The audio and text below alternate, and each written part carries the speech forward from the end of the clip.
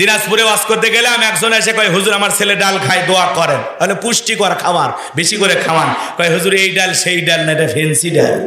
আছে না নাই বাজান গো আমার? যুবকের অবশ্যই এগুলো ভালো চেনে, এ এলাকায় না থাকলেও আমরা নাম শুনছি, তাই না? হাই রে যুবক, খবরদার ইয়া বা ফেন্সিলিল গাঁজা মদ এগুলো শ্রবণ খাওয়া যাবে? বলেন, এগুলো খাওয়া যাবে? নিশাদ্রব্য পান করা যাবে না, শরাব পান করা যাবে না, মদে হাত দেয়া যাবে না, এগুলো নিশাদ্রব্য পান করা জায়েজ না হারাম? হারাম, বিরত থাকতে হবে। যুবক, এই টাকাটা অপচয় নষ্ট না করে যদি জমাও, এটা তোমার ভবিষ্যতের উন্নতির দিকে নিয়ে যাবে তোমাকে। কথা বলে ঠিক কি না? বাজানো গো আমার, লম্বা হবে, লম্বা করব না, সংক্ষিপ্ত করে বলে দিয়ে যায়। এ ভবঘুরে যুবক এলাকায় কোনো কাজকর্ম পাইল না, বাল্যকালের বন্ধু হামানকে নিয়ে মিশরে চলে গেল। মিশরে যাওয়ার পর সর্বপ্রথম হলো তরমুজের ক্ষেতের লেবার। এইবার ওই দেশের সরকারি গোরস্থানের দারোয়ান লাগবে।